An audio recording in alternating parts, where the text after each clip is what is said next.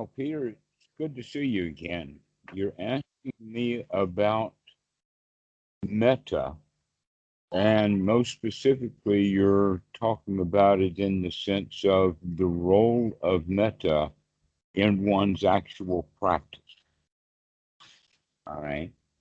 We could say that if metta, uh, etc., is done well and correct, then it would be wholesome. And in that regard, okay, no problem because it's wholesome. But the possibility is that it's not necessarily wholesome, and it's certainly not an, a means to an end directly. That in fact, it's kind of complicated. Uh, and part of the complication is the fact that there were those in the time of the Buddha who had already developed a practice of metta, and it did exist in that time, and that many of the students who were in that kind of tradition then became bhikkhus and became students of the Buddha. Okay, and that part of that was that they then completely modified whatever it was that they were doing, but they did have some things going because there is clear evidence in the suttas that this group of people who practiced this at least knew enough to make sure that the mind was free from hindrances. But that's the way that it's all discussed is that whatever metta practice you're going to do means that it's got to be done with the mind free from hindrances, which then makes it wholesome on its own as a beginning point. Let us say as a step on the ladder, but it's not the whole ladder. There are places where it ends. There are apexes for just that particular practice, to where the fulfillment of all of the points of anapanasati will take us beyond that.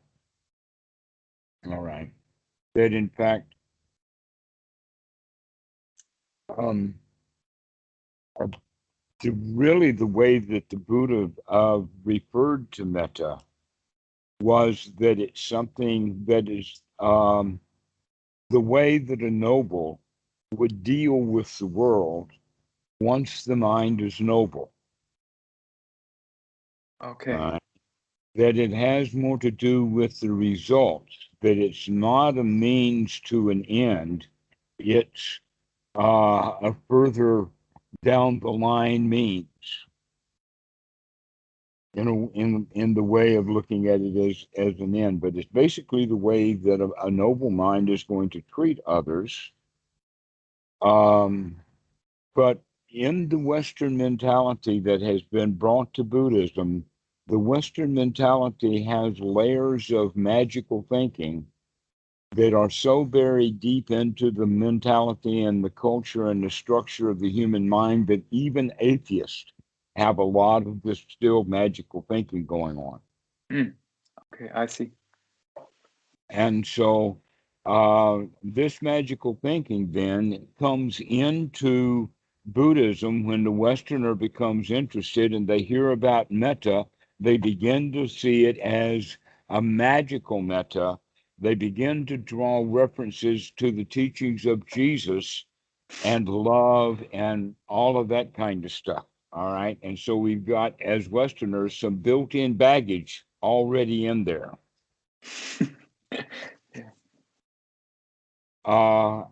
And so if we then understand that really the job that we have to do is in the beginning is to get the mind really cleaned out. And that we do that when there is nothing else going on in the sense of seclusion. When we are completely secluded from the world, that means that we are now not in a position to deal with other people with or without metta, because here they are not here, and we don't have to deal with them while we're working or while we're developing the skills that we're working with or working on. And that what we actually are interested in doing is to getting the mind really fit for work. This is one's right effort. And so people will say, well, isn't metta then, if that's wholesome and that's one's right effort, isn't that okay? And my answer to that is, all right, okay.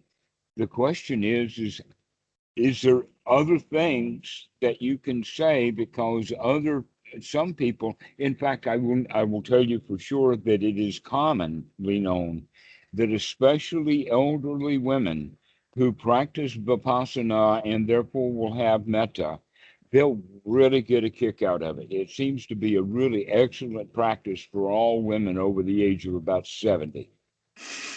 They really, really like it. Okay, Okay. metta has something for them. But young bucks don't get much out of the practice of metta. Okay. All right. So it has to do with personality and other things like that. But when we begin to understand that metta is actually more of the result of having a clean mind, then we Okay. recognize that the real job to do is to clean the mind. I have a And question to that. all right. If you're practicing sati during everyday life, let's say you know that you are walking, should you bring up right effort only if unwholesome thoughts come up, or should you practice it together with it? Should you practice, you know, you are walking, and in the second moment bringing up wholesome thoughts, although there are no unwholesome thoughts? The answer to that is that we can do a deeper investigation. All right, in the sense of doing more evaluation. Basically, what's going to happen over time is the beginning student is going to have almost all the thoughts are wholesome, and there's a few unwholesome in there. Sort of like a few rotten apples will spoil the barrel, and they don't realize that they've got already the whole barrel spoiled. But they don't see that. And so what happens over a period of time is the beginners then gain the skill of discernment. Now, this skill of discernment is also the skill of investigation, the skill of taking right view and looking at things from various angles. Just like you would take up a piece of fruit, you look at it, it looks good, you throw it out, or you throw it in the good bin, right? No, we actually want to look a little closer at it. Maybe Okay. it looks good until we inspect and know there's a wormhole in this apple, and there's a whole family in there. Okay, so this is a way of then beginning to understand that no, this is really all about keeping the investigation going, really Okay. putting up your standards higher and higher and higher. So together with practicing sati during everyday life, you should also practice investigation of what is going on in the mind. What is going on in the mind, how you feel, how you're thinking, what thoughts are there, what the mind is doing, and also in the sense of immediately throwing out anything that is unwholesome and replacing it with something that is Ah. wholesome. All And right. Now, let's say your mind is completely stilled during the practice. Should you then just enjoy the stillness, or should you bring up wholesome thoughts? Because that is the problem with, I would yes, say sorry. that in certain cases that you would do one, and in other cases you would do the other, Mhm. depending upon circumstances and other things like that. But generally, if you get yourself into let us say, a state of mind where the thoughts have been suspended altogether, that's more momentary, doesn't last very long. And if it did last for very long, you'd be pretty useless for your life. Okay. Think Okay. about it like this. If you can get yourself into that state where there are no thoughts, just long gaps between the thoughts, then you're not going to do anything. Yeah. Right? You're not. And the cops can walk right up to you. Maybe you're sitting on your front porch or whatever, and you're not going to respond to them. You're determined not to respond to them. You're determined not to start the old thought factory back up. You can, in fact, get arrested. Yeah. You'd come out of that state in jail. All right. This is not a state that we want to shoot for. I don't know why Westerners have the idea of uh, let us say, actually, in a way, being out of it is a good thing. Yeah. When everything about the word, even the word Buddha itself, means to wake up, to Yeah. come up in awareness. Okay. Now, in that state where between the thoughts, there is still a whole lot of stuff that needs to be evaluated. And it's all wholesome now. But it still needs to be evaluated in the sense of perhaps it's tinged or it can be improved, that in fact, going over the various skills that we are developing and checking that out and saying, how am I doing on this and how am I doing on that is exactly the right thing to do. Okay. This state of wholesome thoughts. Okay, so one of the things that's when students can understand this first one, they can begin to understand them all, and that is that one of the things that we really want to investigate is how's my investigation. Mhm. I see. So yeah, Okay, am investigation I is the key. able to see things clearly? Am I really looking closely? Another one would be to investigate the sati. How sharp? How powerful? How often? How repetitive does it come? In other words, can I get it going in the sense of every in breath is a long, deep in breath with sati, and every out breath is a long, deep breath with sati? How's my sati going? In and out and in and out. And we know it. And that really builds confidence when we start checking these things off. How's my sati? How's my right effort? And in that regard, we can talk about it also in the sense of enthusiasm and also the right attitude. How's my attitude?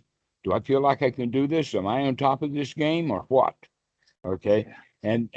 And so we begin to develop right attitude, and we begin to do that by investigating it. How is my attitude? How is my pity? How is my feeling like I'm on top of the world? This was exactly the problem I was fronting because I fear that most Western monks only teach the sati and thereby just the stilling of the mind until the point there is really nothing. And I, if I get you right, then it's the investigation that is the very key point to do if the mind is stilled. Yes. Yeah. Whether the mind is still or not, is always to remember to do that investigation, to keep looking. That in fact, here's an interesting point about that. They call it vipassana, no. And they talk Ye- about vipassana in a sense of insight, no. Well, if you're really not even bothering to look, you're not going to get a whole lot of insight. But if you're really digging into it, you're really investigating and really on top of the game, that's when you're going to see a whole lot of stuff. Yeah. All right. That's what this investigation is all about. And it needs to be done with a bit of effort or energy that comes with the sati, and the right investigation is premised. Actually, the three of them work together. Sati and right effort and right view run and circle around each other so that sati gives you the effort that you need, and the effort that you need is to purify your view so that your view is a right view. I And see. how do you get the view to be a right view is because of the investigation through right view and the effort to remember to keep looking and keep looking and keep looking, and it begins to really purify.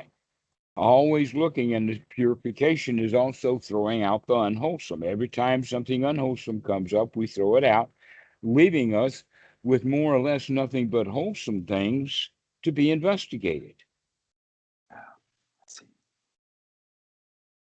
Things that are really, really deep in there can be investigated now in a brand new way that we couldn't see before, partly because the mind wasn't settled down enough or ready to see things like directly at consciousness or directly into perception or directly to see that how the cessation of perception is also the cessation of feeling. Yeah. Yeah. Okay.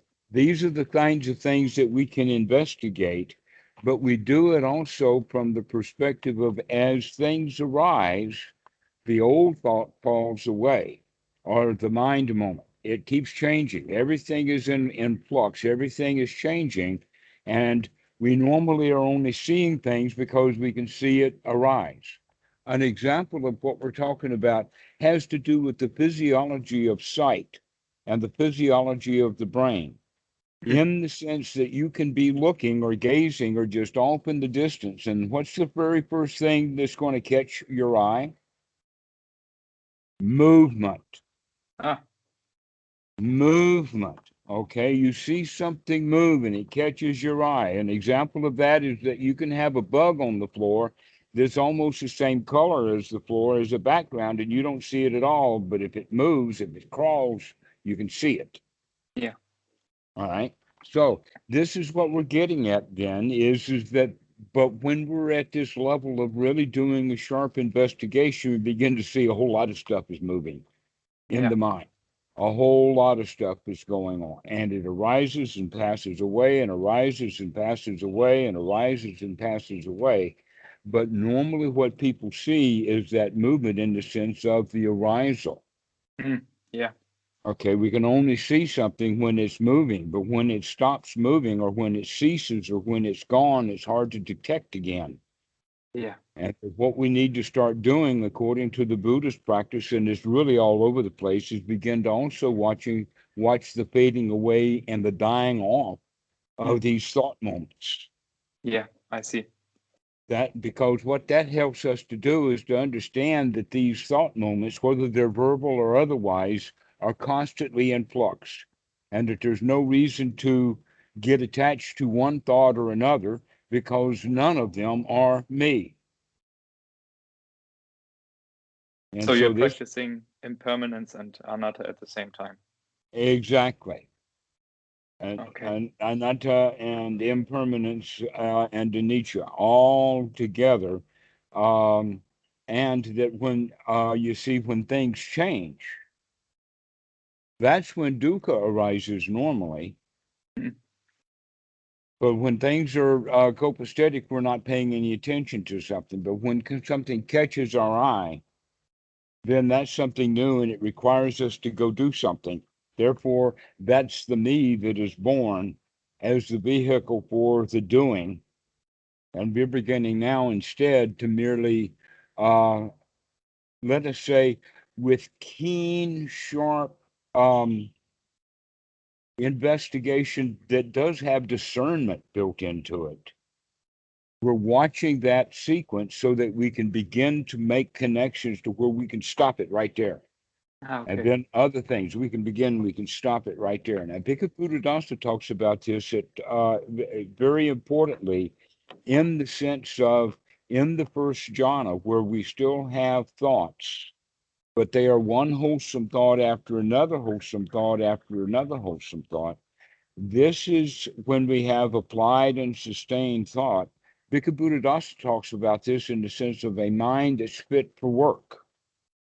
Ah, yeah. For investigation. And for investigation. And now, what's the work? The It's investigation. yeah. Yeah. Surely.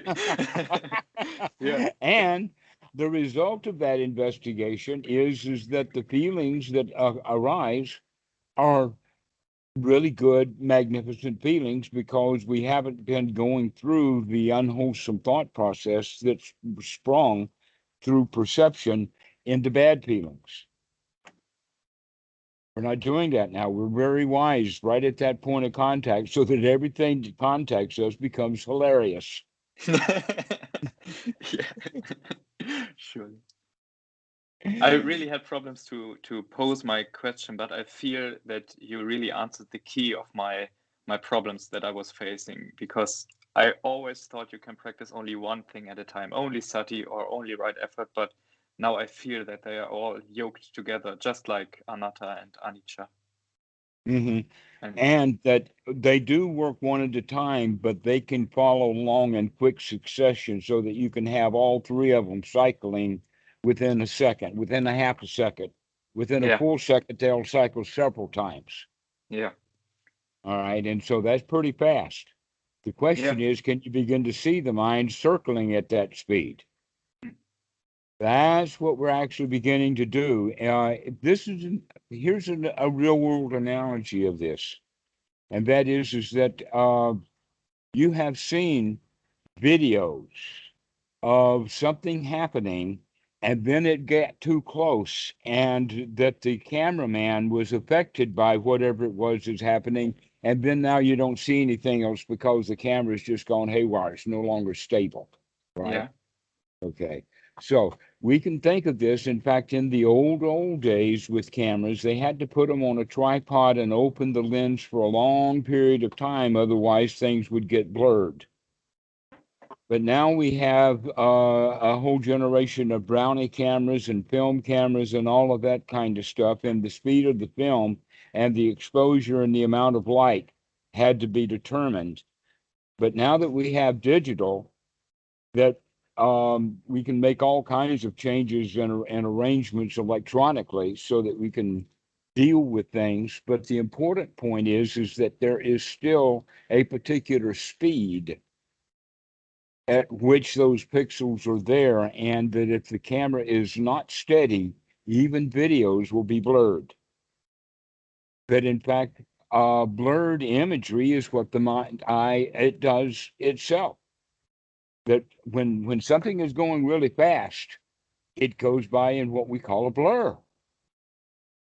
All Sure. right. Yeah. That means that things are moving faster than we can catch. Hmm. And so if we can get that camera very, very steady with very high quality film, now we can take photos of things that couldn't be seen before. An example of that was back in the 1880s. This was a big deal at the time. I mean, a really huge deal about a horse race and horse racing. And the question that became a high stakes bet was, is there any point in time when a high quality racehorse has all 4 feet off the ground at the same time, or is the horse always some foot in contact with the earth? Ah, yeah. Okay. This was a big question 170 years ago. But now I always say, well, let me get my cell phone camera out and we'll see. Right? Well, what they did have is they did have primitive cameras, and the way that they did it is they set up a whole bunch of cameras right along the line with tripwires, and they had to do several um, changes of where they put the tripwires for each camera and whatnot like that. But eventually started getting some good photos, and yeah, they finally did get one good photo of a horse that had at full race speed all 4 feet off the ground, and those guys won the bet. Yeah. All right. Now, why we're talking about that is because we're actually talking about these people were arguing over something that none of them could see. But in meditation, that's kind of the same thing. Is that when we get really sharp with our sati, when we keep practicing it over and over again, sometimes those blurs that go by in the mind, we get a really clean photo of it. Yeah. And by doing so, we can really see how the mind works. And so this is the thing that we want to then start paying attention to. Is sometimes we begin to pay attention to something. What was that? Yeah. Yeah, let's pay attention to that. What happened? I'm going to be ready next time that comes by. So first jhana is like having a high-tech camera, a Yes, high-tech slow-mo camera. right. And also we got really high quality film in the sense that all the thoughts are wholesome. Yeah, a very clean film.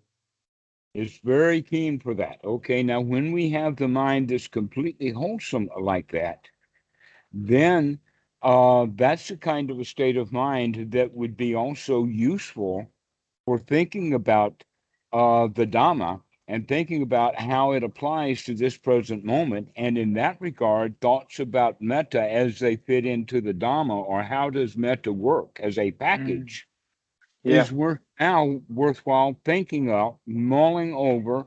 What's my, let us say it this way, funny in a way, what's my plan of attack on the world? How am I going to flood the place with metta?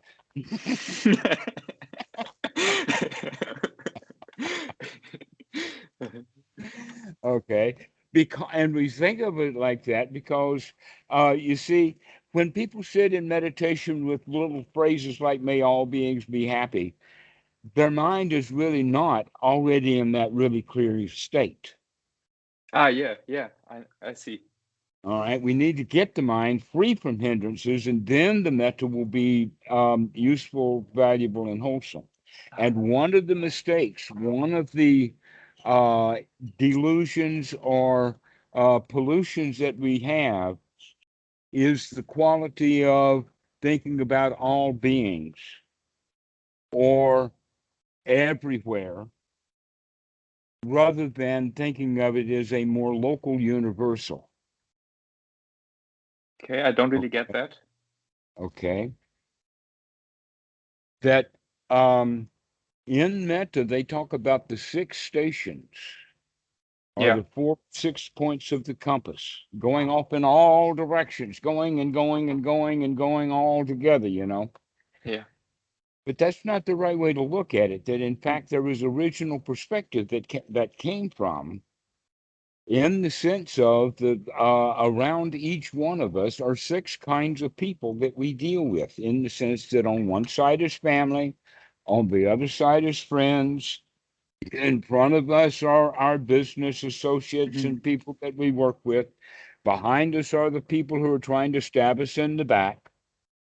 The people that are below us are the social workers and are let us say, social waiters in hotels, all of those kind of people for nowadays. But in sometimes we actually do have servants, employees, and those kind of people would be below us. And then those above us would be the priests, the cops, the politicians. Yeah, Okay. And in this regard, we're going to treat all of those different people that we actually have in our life and associate with. That this metta, if we spend it out too far, it's going to peter out. I mean, it doesn't have so much value 100,000 miles from here as it does within 10 feet of you. yeah. All right. And this is what we have to understand about what the world really is that the world that we live in, not the world that we wish that we lived in, or that is a big, wide, wonderful world. It's only a big, wide, wonderful world as far as I can stretch. And after that, the world is delusional in the Yeah, sense that I think I know what it is. yeah. Even if I've been there, it's still now not the same as it was when I was there. That, like Herodotus says, you can't step in the same world twice. Only he used the word river. All right. So in this regard, the people who are practicing metta with may all beings be happy are just being in a conceptual kind of thinking. Yeah. So That they're really yeah, what we need to do. And there's another point about it. And that is that in some metta practices, they say, well, why don't you bring some of your friends up and give metta to them while you're sitting on the floor in a meditation hall at a certain time of day? And the answer to that is that, well, the real teachings of the Buddha would say, let's be here now. And right here, now, that person is not here. yeah, Let me practice instead. How am I going to feel when I do see him, rather than trying to pretend something that's not real right now? yeah. All right, let's practice instead. How's my metta? Which is investigation, right? Investigation, Yeah, precisely. How's my metta? yeah. I see. How is my enthusiasm? Yeah, How is my juice? Am I good to go here or what? Okay, and so this is, and it's in a way, it's almost like a pep talk. What is a pep talk? Well, a pep talk is the kind of talk that a coach would give his team before the game. Ah, Okay, come like a on, guys. We motivational know you speech. can do that. Let's get pumped up. That piece of trash out there is just going to get run right over it, and everybody's yeah. Well, and the pep talk is also been right before battle when Caesar's out there in front of his troops, and all he Yeah. has to do is walk up and down in front of them to let them know he's here.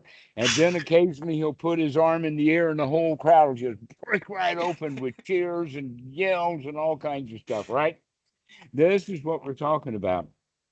Is that we can start to deal with the world as if we were right on top of it.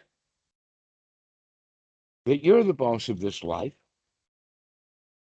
And when you have that kind of self confidence, it exudes. Everybody can see it. Nobody misses when someone has that something. And so the question is, can we develop that? And the answer is, what do you mean? And I says, okay, we're going right back to the Eightfold Noble Path, and especially this business of right view gives one a noble view of things. Right effort gives us the effort to bring the mind up to that noble level, and we doing it often, then the right attitude is that we are in fact on top of the world.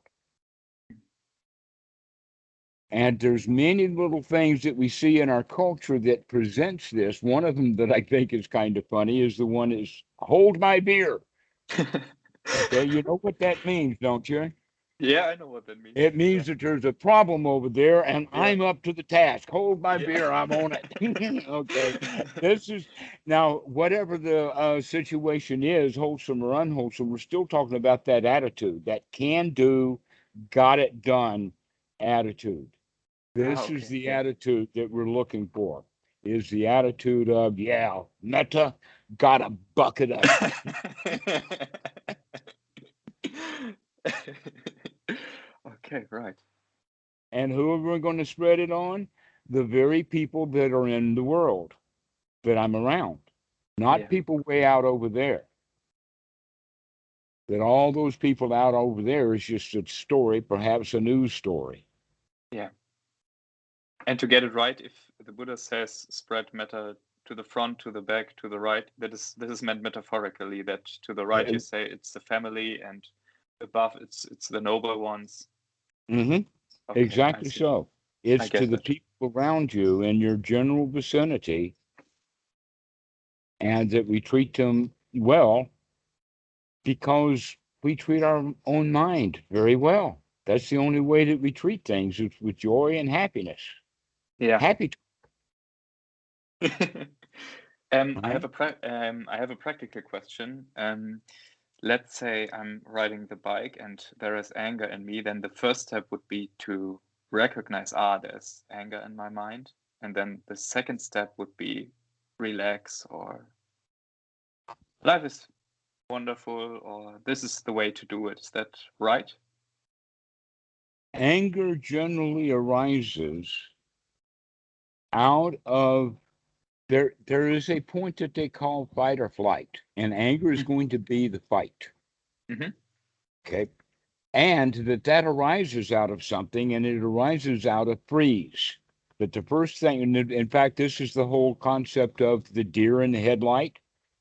Or why does the kangaroo in Australia, when it's out on the road and the car is coming, kangaroo just, in fact, all of the trucks that they have that go out into the forest have what they call rhubars. Yeah. They cost several $100s to put on the front of those trucks because you're going to hit that rube because he will not get out of the way. He's too stupid to get out of the way, or he's actually completely frightened. He's frozen in fear. Yeah. All right. This is what happens. So, in fact, by the time the anger has risen, we have maybe spent already 5 or 10 seconds completely frozen in fear and didn't even know it. Yeah.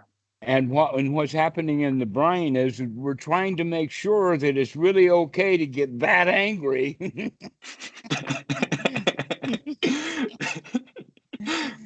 And then we kind of like pull the trigger. But when we do that, the question is, how soon can we catch it? Can we catch it before we ever open our mouth? Can we catch it after we've just had one outburst? Mm-hmm. Do we have to just yak and yak and yak and yak before we figure out that we're going down the rabbit hole? How soon is it in anger? Can we figure it out? Normally what happens is that in general conversations that have to do with arguments and anger and whatnot like that, people do wake up to, this is headed in the wrong direction. This is going south. You can see those moments when the guy will have an exasperated look on his face, throw his arms down, turn around, and walk out slamming the door on the way out of the room. Yeah. Okay. This is what we're talking about. That's finally waking up. We finally have a little wisdom to recognize this is not going anywhere productive. This has gone south. Yeah. All right. So the question is, how soon can we wake up to that? Yeah. How And that is soon the can fruit. we wake up? That is the fruit of the practice. So the fruit of the practice is that we don't have to ever show anybody else that we're angry. Yeah. That in fact, if we can catch it fast enough, we can say, "Come on, I got a job for you over here, boy."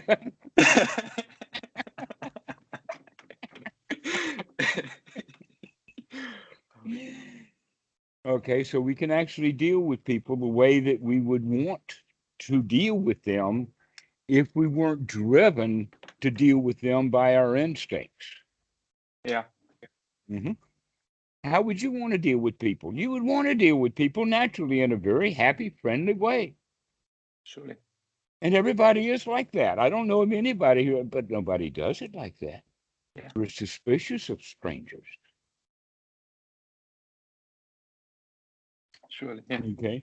So it's those underlying fears, those underlying tendencies, the instincts that drive our lives in this kind of subliminal way that we don't quite understand because we don't look at it.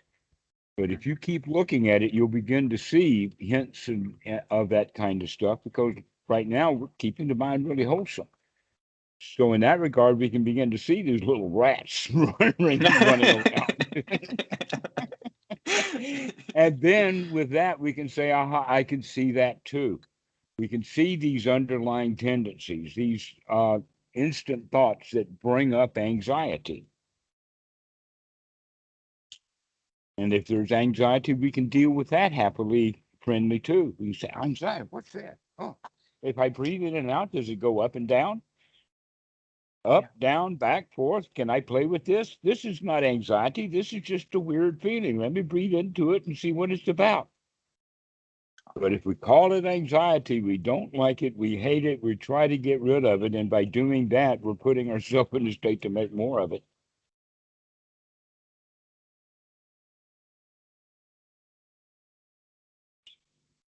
It's so simple. This whole thing is just so simple to just turn everything around. Yeah. And I By see that. turning just one little thing around, and that is taking unwholesome thoughts out of the mind and putting only wholesome thoughts in, and then keep watching. Yeah. And I also feel that during our talk or throughout our talks, my practice really changed a lot because now there's way much more investigation and way much more effort in my practice, which completely changed the practice itself. Mm-hmm. So not only practicing sati, which is completely senseless because you just get stillness of the mind and then there's just nothingness and you don't really get something out of it. In a way, you're right. And so here, I hadn't thought about it like that. In this sense, here's the phrase: the one-fold noble path. The one-fold noble path. Yeah. Yeah. What is the one-fold noble path? Yeah, Sati. just I mean, samasati. even when you forget about everything, at least the last thing that we've got, the most important point is sati. Yeah. Yeah.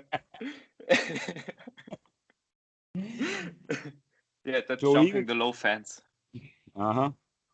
So that's the first point always, is if we can remember, if we can't remember, then we can't uh, perform the little set of tools that we have to work with the skills. If we forget to use them, then we have to remember. Yeah. That's what the whole practice is to getting up that ability to keep remembering and remembering and remembering and remembering, because the natural condition of the mind is to just wander off. Yeah. Yeah. That's the natural condition of the mind. And so the question is, when you let it wander off, are you going to let it wander off only into wholesome places? Are you going to let it wander off into all kinds of places it's been going before? Yeah.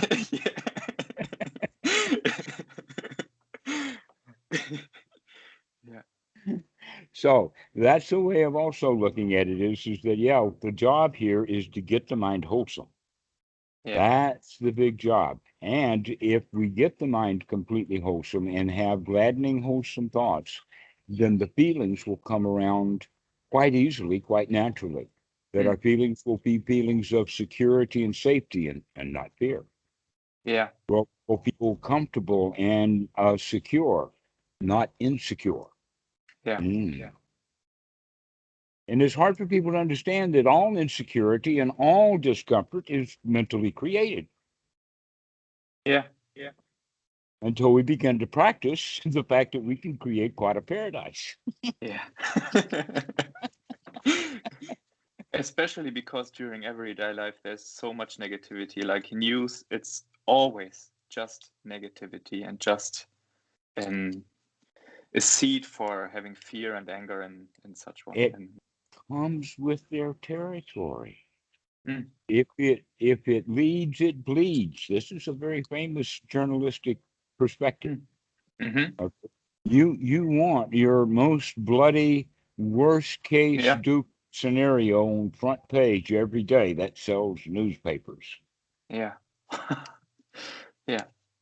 All right. Well, I don't know why. There's another word for it that's kind of common. I don't know if you've heard of it before, and that is rubbernecking. No, I've never heard of that before. Rubbernecking is when you're in that you're driving down the road, and beside the road is an accident that they're trying to clean up. There Yeah. may be bodies, there may be whatever like that, Mm-hmm. and everybody who's traveling down that road while they're traveling is Yeah. their neck gets really rubber. Why? Because they love the dukkha. They want to know what's the matter is. Yeah. Yeah. You could say in that regard that human beings, whether or not it's instinctual, and there's arguments on both sides, but for sure it is learned behavior that we learn to be problem-solving machines. Yeah. And so what are we doing? We're out looking for problems all the time. And Yeah. so newspapers cater to that. Yeah. They say, today's problems, come and get it, come and get it. Yeah, so it's all mind meant. The last time you were saying mind precedes those states, and I see that exactly because of those things during everyday life, Which definitely. means that when we start having a really, really wholesome mind, one of the things is that we don't have much reason to pay any attention to any of that stuff other than the humor quality of it. Because sometimes it's quite hilarious, so long as they haven't hooked you. If they hook you, then they're going to take you for a ride. But if they don't hook you, then some of it is just absolutely hilarious. Oh, But anyway, about media, it's the same thing. It's mm, just another way. You can look at media and see that it's just another way of the human mind operates, in the sense that um, we get gratification out of doing things that are actually harmful, mm, yeah, and that's part of the waking up process. That's what we're investigating, to find out that some of the things that we really delighted in actually cost more than they're worth. We begin to do a cost-benefit analysis as part of that investigation. Is this, and so it's a kind of another way of looking at this, is this dukkha or not? Mm. Yeah. Is it worthwhile or not? Is this more trouble than it's worth? And oftentimes news programs are like that. Well, I've had about a minute of this, and this is not worth the effort. Yeah. Yeah, and effort is the very right word, because it's so easy to get angry, but you really have to make an effort to put on something wholesome. Because it's like you say, the natural state of mind is to wander off and to be hateful or angry, and you really have to make an effort. Mm-hmm. So it's worthwhile doing. This is part of the reason why you have sanghas and wats and temples and all that kind of stuff, is a haven from the unwholesome. Unfortunately, so many people go there and bring their unwholesome right in with them. No guards at the door, unfortunately. Yeah. But in any case, you understand that guarding the mind is extraordinarily valuable. Yeah.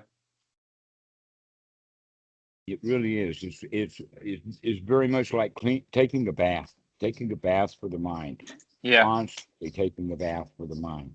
Yeah. And I feel that the practice is immediately effective, because after 1 or 2 days, you really recognize a change in your life.